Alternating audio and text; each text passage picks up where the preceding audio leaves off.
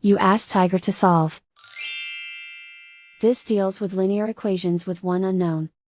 The final result is d equals 12. Let's solve it step by step. Simplify the expression.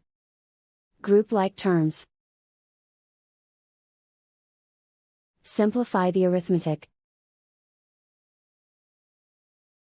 Group all constants on the right side of the equation.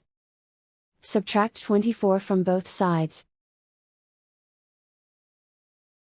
Simplify the arithmetic.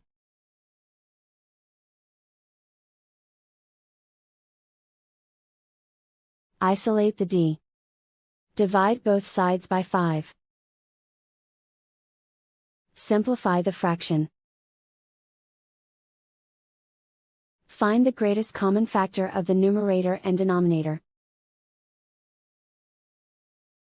Factor out and cancel the greatest common factor. And so the final result is d equals 12.